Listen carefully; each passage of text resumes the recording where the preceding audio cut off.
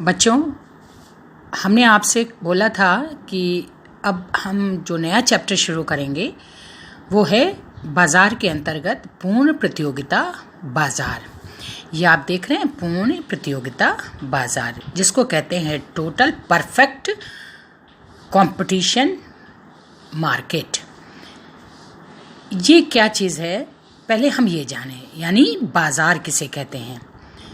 साफ साफ जाहिर है कि जहाँ पर लेन देन की प्रक्रिया होती है, जहाँ पर तमाम वस्तुएं हमारी आवश्यकता की मिलती हैं, जहाँ पर क्रय विक्रय होता है, जहाँ एक से अनेक व्यक्ति उपस्थित हों और विनिमय किया जा रहा हो, पैसे के माध्यम से वस्तु ले रहे हैं, पैसा दे रहे हैं, खर्च कर रहे हैं, खरीद रहे हैं, इत्यादि प्रक्रियाएं जो होती हैं उसे कहते हैं बाज़ार। इसी बाज़ार के प्रकार में एक आता है बाज़ार का प्रकार पूर्ण प्रतियोगिता बाज़ार। ये क्या चीज़ है, इसको अभी हम लोग जानेंगे। पूर्ण प्रतियोगिता बाज़ार क्या चीज़ है, इसको हमने ऐसे समझने के लिए बताया है कि अगर इनकी ये विशेषताएं हम समझ लें तो हम पूर्ण प्रतियोगिता बाजार को समझ जाएंगे। जैसे पहला क्या है, ऐसा बाजार जिसमें समरूप वस्तुएं हों, एक जैसी वस्तुएं बिकें। ऐसा बाजार जिसमें समान कीमत हो, यानी एक दुकान पे जो भी वस्तु मिल रही है उसका जो प्राइस हो, जो कीमत हो, वही सभी दुकानों पर हमें मिले। तीसरा है अनेक क्रेता और विक्रेता हों, यानी ऐसा बाजार जहां पर अधिक संख्या में खरीदने वाले और अधिक संख्या में बेचने वाले हों। और अगली विशेषता और क्या होनी चाहिए, उद्योग द्वारा कीमत का निर्धारण, यानी जो भी दुकान वाले सामान बेच रहे हैं उसमें जो वस्तु की कीमत हो, पहले से ही किसी कंपनी ने, किसी उद्योग वाले ने पहले से ही कीमत का निर्धारण कर रखा हो और उसी कीमत पर ही सारे दुकानदार जो हैं, जितने ABCDEFG जितने भी दुकानदार हैं, सब उसी ही कीमत पर बेचेंगे। जैसे बाय द वे मान लीजिए एक लक्स का दाम 10 रुपये है या 20 रुपये का एक लक्स है, तो उस साबुन को जितने भी दुकानदार पूर्ण प्रतियोगिता बाजार में होंगे, जितने भी बेचने वाले होंगे, उसको 10 रुपये में ही या 20 रुपये में ही बेचेंगे। तो जब ये सारी विशेषताएं पाई जाती हैं तो उसको कहा जाता है पूर्ण प्रतियोगिता बाजार। फिर से हम उसकी पुनरावृत्ति करते हैं। ऐसा बाजार जहां समरूप वस्तुएं हों, ऐसा बाजार जहां एक ही कीमत, सारे लोग एक ही कीमत पर बेच रहे हों, जहां पर क्रेता और विक्रेता की संख्या बहुत ज़्यादा हो और पहले से ही कीमत का निर्धारण उद्योग द्वारा हो चुका हो, उसी के आधार पर ही कोई फर्म बेचेगी। अब आता है कि इसको शब्दों में कैसे बांधें, तो हम सरलता से ऐसे लिख सकते हैं या ऐसे बता सकते हैं कि पूर्ण प्रतियोगिता बाजार क्या है। पूर्ण प्रतियोगिता बाजार की वह स्थिति होती है जिसमें समरूप वस्तु के बहुत अधिक क्रेता एवं विक्रेता होते हैं। कोई भी क्रेता अथवा विक्रेता वस्तु विशेष की कीमत का निर्धारण या क्रय विक्रय द्वारा प्रभावित करने की स्थिति में नहीं होता, यानी कि कोई भी क्रेता विक्रेता पहले से ही उसको कीमत की जानकारी होती, वो अपने कीमत पर नहीं बेच पाता है।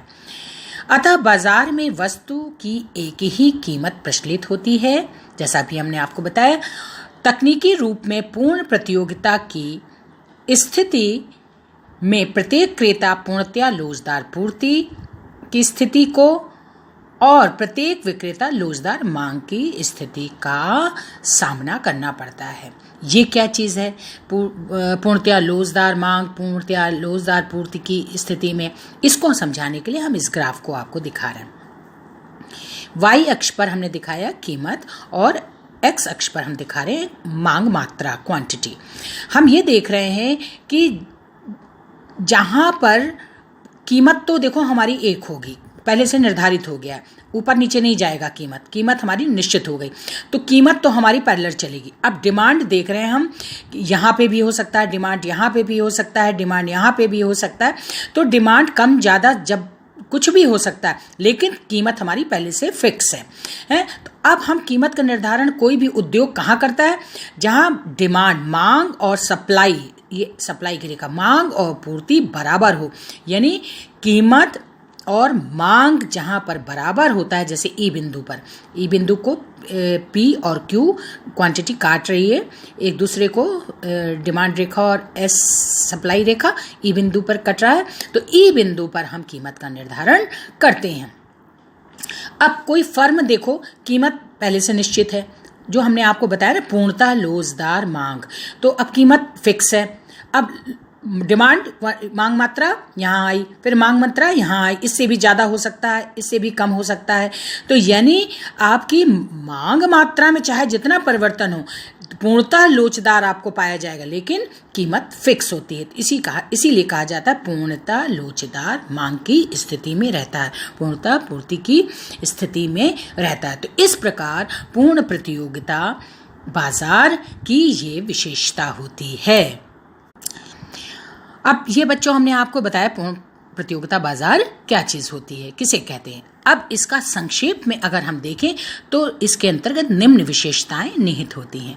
पहला, क्रेताओं एवं विक्रेताओं की अधिक संख्या होती है, समरूप वस्तु का उत्पादन होता है, वस्तु की कीमत समान होती है, बाजार की पूर्ण जानकारी होती है, फर्मों का प्रवेश एवं बहिर्गमन स्वतंत्र होता है। यानी कहने का मतलब ये, किसी भी उद्योग में कोई भी फर्म आ भी सकती है और जा भी सकती है, कोई बंधन नहीं होता कि नहीं आपको सामान यही बेचना है, आपको इस उद्योग को छोड़ना नहीं है, इस फर्म को छोड़ना नहीं, ऐसा कुछ नहीं होता। हर दुकानदार आ सकता है और जा भी सकता है। उत्पादन के साधन पूर्णतः गतिशील होते हैं, ये हमने आपको बता दिया। गतिशील माने इनको कहीं भी ले जा सकते हैं, ले आ सकते हैं। ऐसा नहीं कि एक ही स्थान पर बाजार लगा है तो वहीं पर ही हम उसको बेचेंगे, ऐसा नहीं है। फर्म कीमत स्वीकारक होता है, उद्योग कीमत निर्धारक होता है। यानी कोई भी फर्म केवल कीमत को स्वीकार करता है।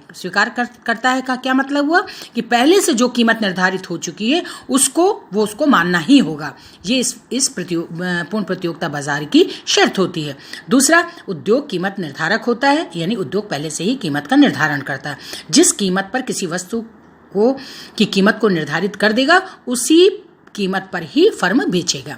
फर्म का मांग वक्र पूर्णतः लोचदार होता है, वो जो हमने आपको यहाँ इस ग्राफ में दिखाया था, पूर्णतः लोचदार होता है।